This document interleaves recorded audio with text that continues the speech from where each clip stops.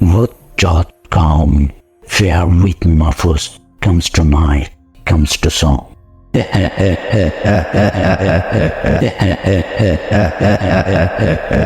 সবার জীবনে জানা অজানা কিছু প্যারানরমাল ঘটনা ঘটেই চলেছে। যার সাথে এই প্যারানরমাল ঘটনাগুলো ঘটেনি সেই তিক্ত অভিজ্ঞতা কখনো বুঝতে পারবে না। যেভাবে লেখা আছে সেভাবে বুঝছি। আসসালামু আলাইকুম মাহফুজ ভাই, আশা করি ভালো আছেন এবং ভালো তল।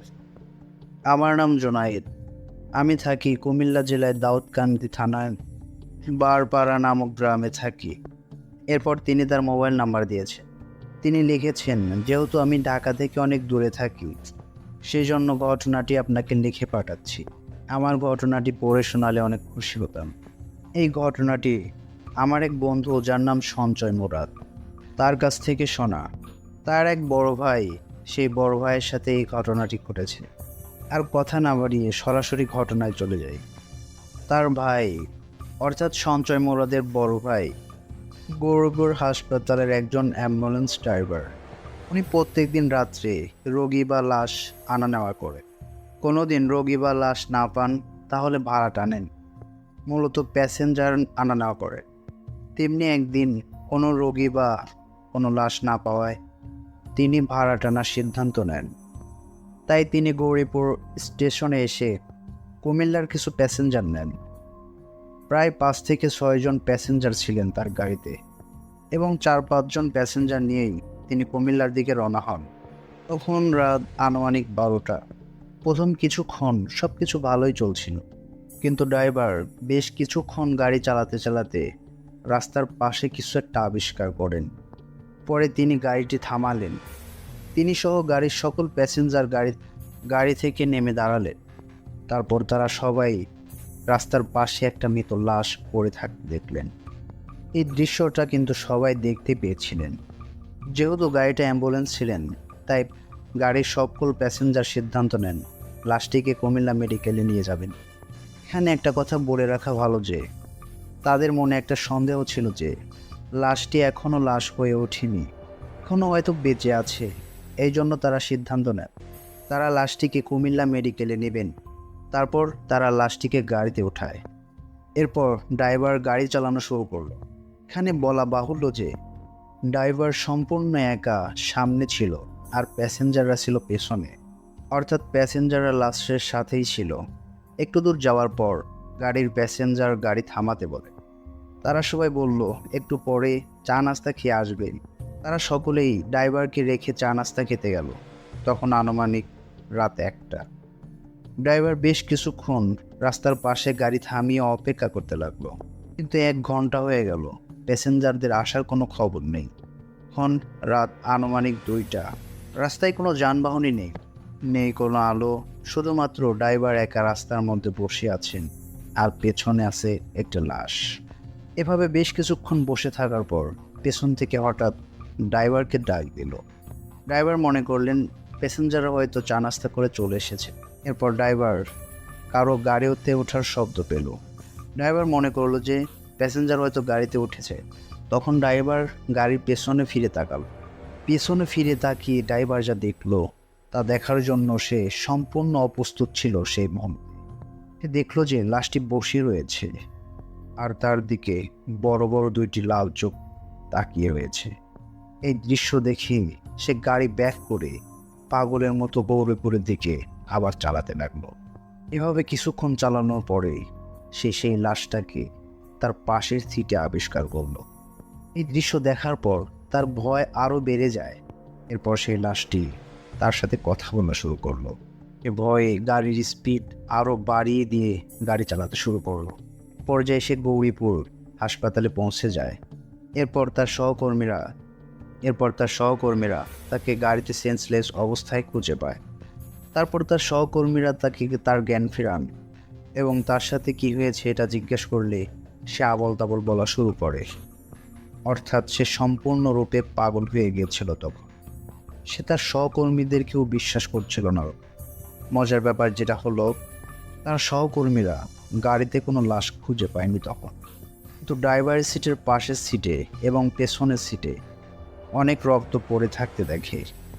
এই ঘটনাটি ঘটেছে আজ থেকে 5 মাস আগে।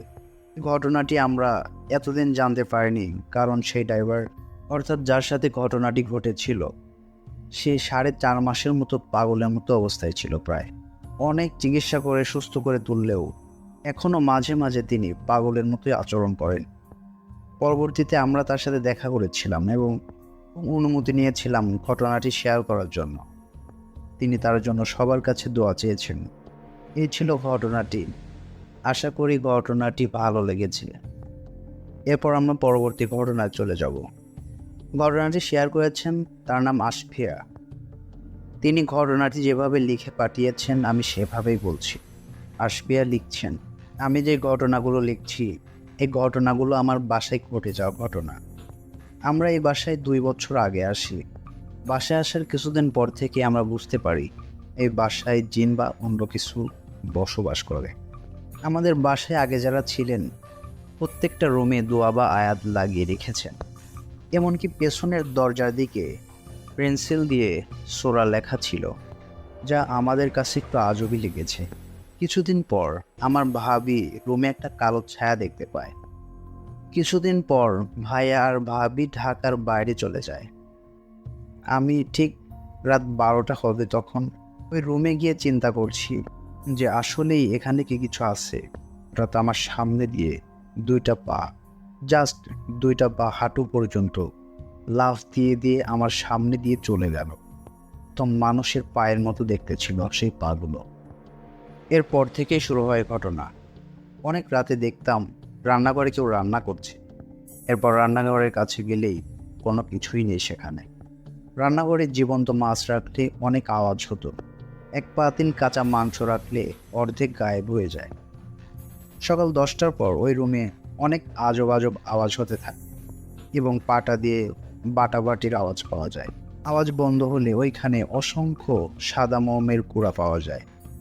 কিন্তু আমাদের বাসায় যে মুহূর্তে মোমের গুঁড়া পাওয়া গিয়েছিল সেই মুহূর্তে কোনো মোমই ছিল না। প্রায় রাতে আমি আমার হাতে লোমশ কিছুর স্পর্শ অনুভব করতে থাকি, যা গরম কিছুর স্পর্শ। এরপর তাকালেই পাশে কোনো কিছুর অস্তিত্ব তখন খুঁজে পাওয়া যেত না। এসব ঘটনা ওই বাসায় ওঠার 3-4 মাসের মধ্যে করতে থাকে। কিছুদিন পর আমার ভাই স্বপ্ন দেখে 2টা জিন ওর 2 হাত পা ধরে টেনে হিঁচড়ে ওর দরজার সামনে নিয়ে আসে এবং বলে ওরা 2জন জিন, এই পাশের বারান্দায় ওরা 2জন থাকে।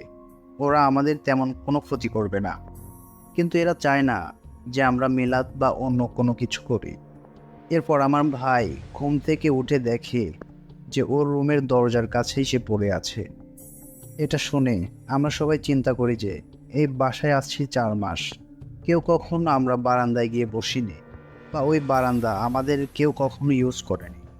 কেন জানি ওই বারান্দাটা আমাদের কারো কাছে শান্তি লাগতো না। আরও অনেক কিছু এখনও ঘটে চলেছে, আর এখন আমরা বাসাটা ছেড়ে দিচ্ছি। এরপর তিনি লিখেছেন, যদি ভালো লাগে তাহলে এই ঘটনাটি সবার সাথে শেয়ার করবেন। তো শেয়ার করে ফেললাম। থ্যাংক ইউ কষ্ট করে আমাদের কাছে এমন ঘটনাগুলো পাঠানোর জন্য। এবার আমরা পরবর্তী ঘটনায় চলে যাব।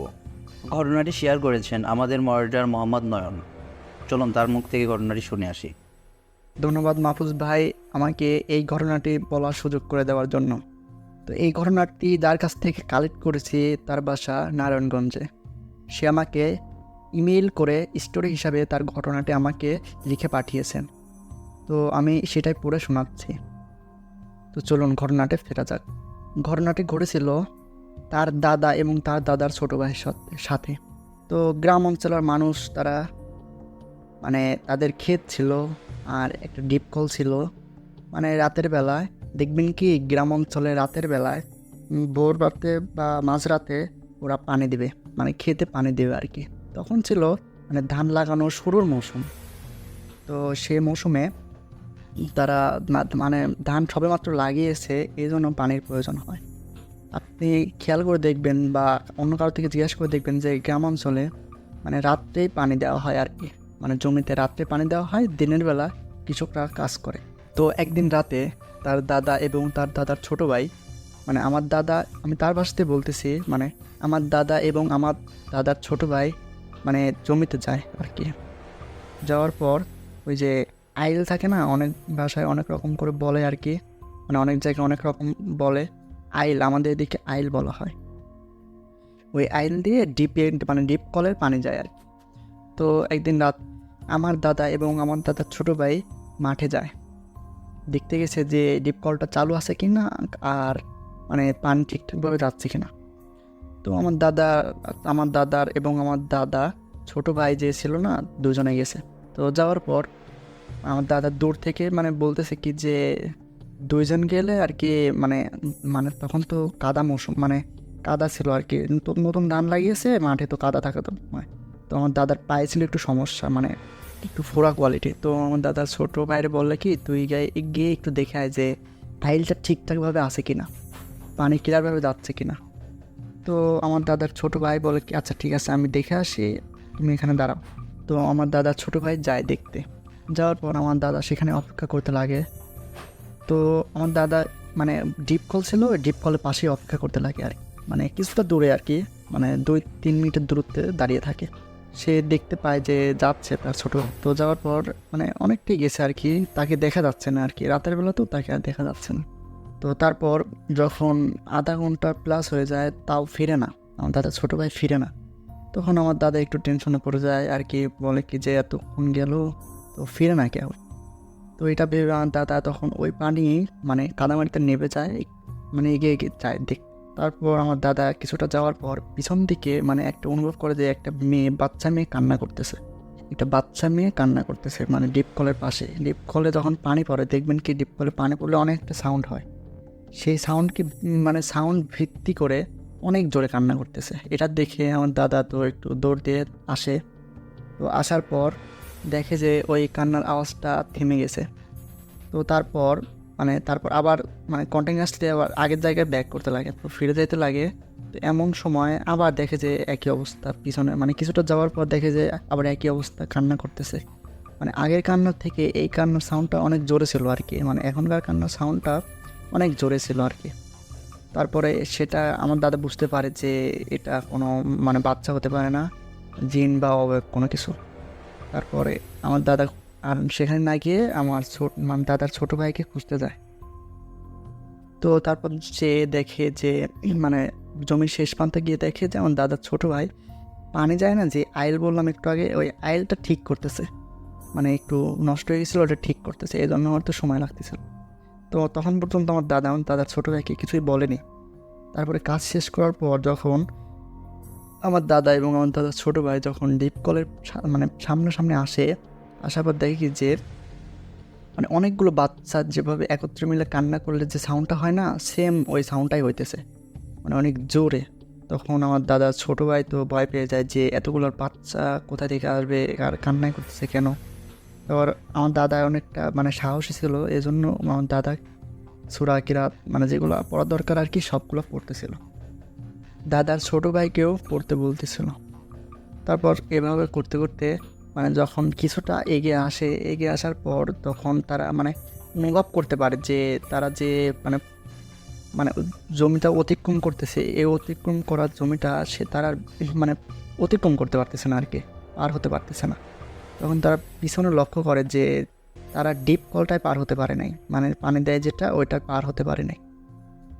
ওই ডিপ কল থেকে আমাদের বাসা ছিল প্রায় 15 থেকে 16 মিনিট 17 মিনিটের আশেপাশে এরকমটাই আনুমানিক।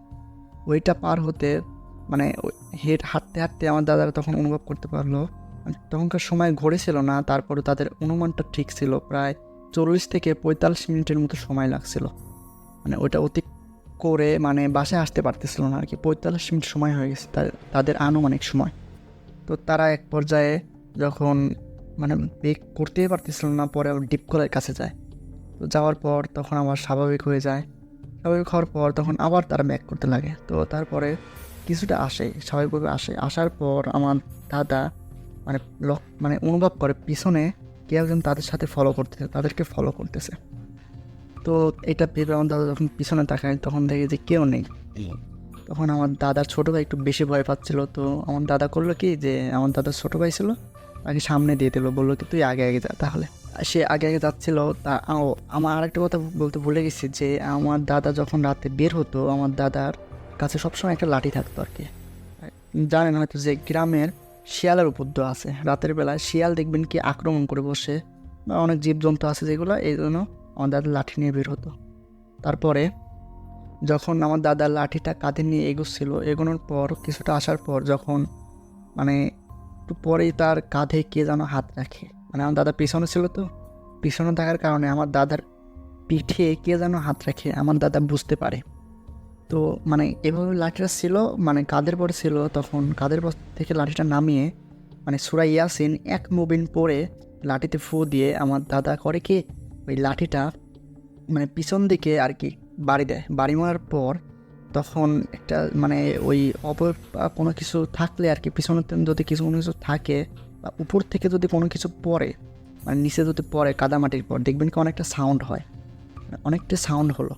তখন আমার দাদা এবং আমার দাদার ছোটো ভাই পিছনে লক্ষ্য করলো, খেয়াল করলো, দেখলো যে পিছনের জমিটাতে মানে অনেকটা খানি জায়গা ধরে আর কি মানে নষ্ট হয়ে গেছে আর কি, মানে এরকম এমন অবস্থা হয়ে গেছে যে কোনো কিছু পড়ছে উপর থেকে।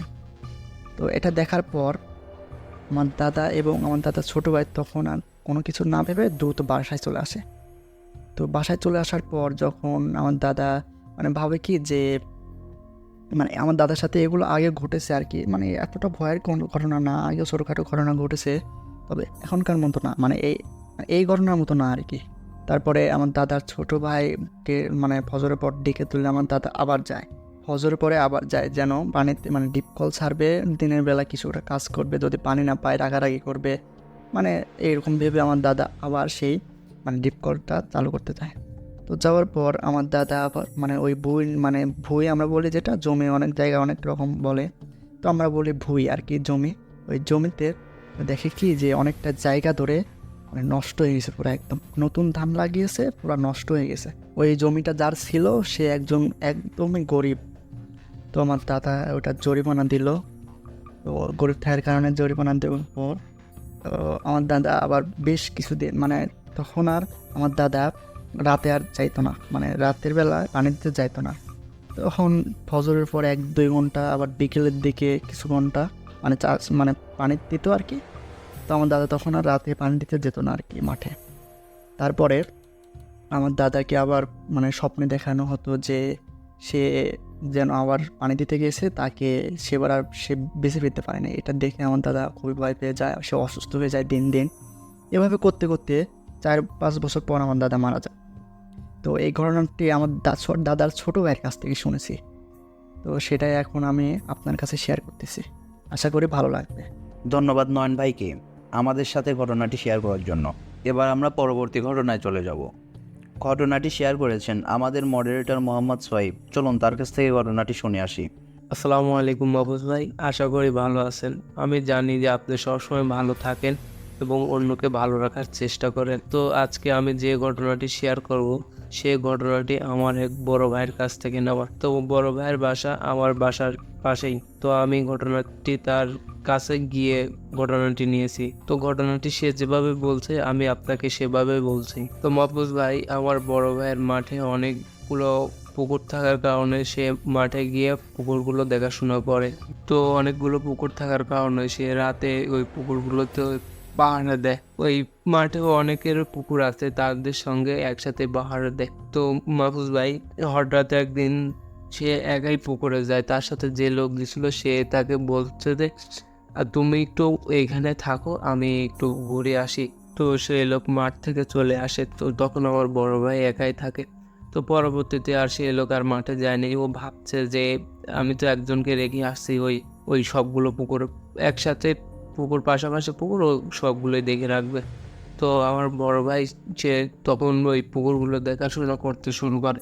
তো রাত হয়ে গেছে মাহমুদ ভাই, তখন রাত প্রায় 12:30 কি 1টা এরকম বেজে গেছে। তো আমার বড় ভাই ওই পুকুরের পাড়ে একটা ছোট্ট ঘর তোলা আছে, সেই ঘরের থেকে ওই পুকুরগুলো পাহারা দেয়। তো ঘরের ভিতর শুয়ে আছে। তো হঠাৎ একটা আওয়াজ শুনতে পায় যে কে যেন পাশ থেকে চেঁচাচ্ছে। তো আমার বড় ভাই আর ওটা অত গুরুত্ব দেয় না। তো সে রুমের ভিতরে ওই ছোট ঘরের ভিতরে ওইখানেই শুয়ে থেকে ওই কি হচ্ছে বাইরে কি করতেছে সেগুলো লক্ষ্য করতে থাকে। তো মাহফুজ ভাই পুকুরের ওই পাশে যে পাড় আছে না, ওই পাড় থেকে অনেক জোরে জোরে আওয়াজ শুনতে পায়। তো সে তখন এই ঘর থেকে বেরিয়ে তার আর কি প্রসাব চাপে, তো সে প্রসাব করার জন্য আর কি ঘর থেকে বের হয়। ঘর থেকে বের হয়ে চারপাশে লাইট মারে, প্রসাব করে, তো তখন আর কিছু দেখতে পায় না। তো সে আরও অনেকগুলো পুকুর আছে, সেগুলোতে ঘুরে আসে। তখন আর কোনো মনে করেন যে ওরকম শব্দ নেই যে বাইরে থেকে কেউ চেঁচাচ্ছে, এরকম আর শব্দ সে শুনতে পায় না। তো পুকুরগুলো দেখাশোনা করার পর সে আবার ওই রুমে চলে আসে, মানে যে ছোট ঘরটা আছে না, ওই ঘরটাতে চলে আসে। ওই ঘরে আসার পর কিছুক্ষণ পর আবার মনে হচ্ছে যে বাইরে থেকে অনেকগুলো লোক একসাথে মনে করেন যে যেরকম চেঁচারে আওয়াজ হয় না, ওইরকম আওয়াজ হতে থাকে। তো আমার বড় ভাই ওই ঘরের ভিতর থেকেই বলতেছে, কি রে বাইরে চেঁচামেচি করিস? তো সে আর বাইরে বাইর হয় না। তো আরও জোরে মনে করেন যে আওয়াজ হতে থাকে। তো তখন সে অনেক একটু বিরক্ত হয়ে বাইরে বের হয়। বাইরে বের হয়ে দেখে যে তখন কিছুই নেই, লাইট মারে কিছুই নেই। তো আবার সে রুমের ভিতরে আসার পরে সে আর তখন আর ঘুমায় না, না ঘুমিয়ে রুমের ভিতরে বসে থাকে। তো বসে থাকার পর আস্তে আস্তে মনে হচ্ছে যে ওইখানে অনেক মনে করেন যে একসাথে অনেকগুলো লোক যে জড়ো হলে যেরকম শব্দ আনাগুলো শোনা যায়, সেরকম আর কি। তো সে তারপরে অনেক বিরক্ত হয়ে রুমের ভিতর থেকে আর কি বকাবাজি শুরু করে যে কি আছিস রে ওইখানে, এত ডিস্টার্ব করছিস আমাকে, আমি যদি বাইরে বের হই তাহলে কিন্তু তোর খবর আছে আর কি। এরকম অনেক বাজে বাজে কথা বলে আরো এই গালাগালি করে। তো তারপরে আর কোনো আওয়াজ হয় না। তারপরে মাহফুজ ভাই এইসব কথা বলে আবার ঘরের ভিতরে বসে থাকে। তো এই শব্দটা তখন আর হয় না। তো পরবর্তীতে রাত প্রায় আপনার 3টা কি 3:30 বাজে। তো এরকম টাইমে আপনার মনে করেন যে এই আওয়াজটা আবার আস্তে আস্তে মনে হচ্ছে যে পাড় দিয়ে, পুকুরে যে পাড় আছে না, ওই পাড় দিয়ে আস্তে আস্তে কাছে চলে আসছে।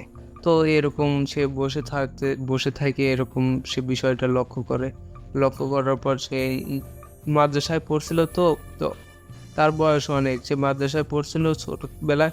তো সে তো হাদিস কোরআনের বিষয়ে কিছু একটা জানে। তো সে হাদিস কোরআন তেলাওয়াত করতে করতে হঠাৎ করে তখন ফজরের আজান দিয়ে দেয়। ফজরের আজান দেওয়ার পর সে ওই পুকুর থেকে বাসায় চলে আসে। তখন আমার বড় ভাই বাসায় এসে এই নামাজ পড়তে যায়, ফজরের নামাজ পড়ে বাসায় এসে ঘুমানোর পর দুপুরে আর কি যে লোকটা কালকে রাতে তার সাথে গেছিল, সে লোকের সাথে দেখা হয়। তাকে বলে যে আপনি এই বাসায় চলে আসবেন, তাহলে আমাকে বলে আসবেন না, আপনি যে চলে আসছেন আমাকে একা ফেলে রেখে, আপনি তো এই কাজটা ঠিক করেন নাই। তো সে লোক বলে যে আজকে দুজনে একসাথে থাকবো না, আজকে আর এরকম সমস্যা হবে না। তো আজকে আবার যখন এই পুকুরে যাবে, তখন ওই লোকের একটা সমস্যা হওয়ার কারণে সেই লোকটি আর যেতে পারে না। তো তখন আমার বড় ভাই একাই সেই পুকুরে আবার যায় দেখাশোনা করার জন্য। পুকুরটা আপনার ওই মাঠের ভিতর পুকুর আছে অনেকগুলো, পুকুরের আশেপাশে অন্য পাশে আরও অনেক লোক থাকে। তো সেই কারণে আমার ভাই এই পুকুরে যে থাকে, পুকুরের ভিতরে কোনো সমস্যা হলে কাউকে ডাক দিলে সেখান থেকে চলে আসবে। তো আজকে সে একাই থাকার পর আপনার মাহফুজ ভাই রাত 2টা কি 2:30টার দিকে ওই কালকে যে ঘটনাটা ঘটছিল সেরকমভাবে মনে করেন যে আজকে ঘটনাটা ব্যতিক্রম, যে সে গতকালকে ঘটনাটা ঘটেছিল পুকুরের ওই পাড় থেকে, কিন্তু আজকে ঘটনাটা ঘটছে যে ভাইয়া যে ঘরটাতে থাকে না, ওই ঘরটার চারপাশ দিয়ে মনে হচ্ছে যে কেউ হাঁটতেছে আর চিল্লাচ্ছে, অনেক জোরে জোরে চিল্লাচ্ছে, যে এমন ভয়ানক কণ্ঠে চিল্লাচ্ছে যে মনে করেন যে মাহফুজ ভাই আমার ভাইয়া তো অনেক ভয় পায়। এই রুমের ভিতরে কাঁথা কম্বল ছিল, ওইগুলো গার মোড়ায় দিয়ে সে শুয়ে থাকে। তো অনেকক্ষণ শুয়ে থাকার পরে বিষয়টি আস্তে আস্তে মনে করেন যে মাহফুজ ভাই আরও অনেক বাড়তে থাকে। মনে হচ্ছে যে হাজার হাজার লোক একসাথে যে জড়ো হলে যে সমাগম হয় না, সেরকম আর কি শব্দ হচ্ছে। তো আমার ভাই রুমের ভিতরেই শুয়ে থাকে আর দোয়া পড়তে থাকে। যে এই ঘটনা এরকম সিচুয়েশনে সে অনেকবার পড়ছে, কিন্তু আজকে যে ঘটনাটা তার সাথে ঘটতেছে কি এরকম ঘটনা আর তার সাথে আর কখনোই ঘটেনি। সে আজকের এই বিষয়টি নিয়েও অনেক ভয় পায়। তো সে হয়তো এই রুমের ভিতরে শুয়ে থেকে আয়াতুল কুরসি কোরআন তেলাওয়াত করতে থাকে। করতে করতে এক পর্যায়ে এই বিষয়টি নিস্তব্ধ হয়ে যায়। তো আমার বড় ভাই বলল যে আমার সাথে আজকে যে ঘটনাটি ঘটছে এটাই আমার জীবনের সবচেয়ে ভয়ঙ্কর ঘটনা। আমার সাথে আরও ঘটনা ঘটছে, তো কিন্তু এই ঘটনার মতো আর কোনো ঘটনা হয়নি। তো মাহফুজ ভাই, আজকে ছিল আমার এই ঘটনা। পরবর্তী ঘটনা নিয়ে আবার হাজির হব। ততক্ষণ ভালো থাকবেন, সুস্থ থাকবেন। আল্লাহ হাফেজ। ধন্যবাদ সোহেব ভাইকে আমাদের সাথে ঘটনাটি শেয়ার করার জন্য। এবার আমরা পরবর্তী ঘটনায় চলে যাব। ঘটনাটি শেয়ার করেছেন আমাদের মডারেটর মোহাম্মদ হৃদয়। চলুন তার মুখ থেকে ঘটনাটি শুনে আসি। আসসালামু আলাইকুম মাহফুজ ভাই, আশা করি আপনি ভালো আছেন এবং ভালো সঙ্গেই আছেন। আজকে যে ঘটনাটি শেয়ার করব আমি, সেই ঘটনাটি আমার চাচার সঙ্গে ঘটেছে।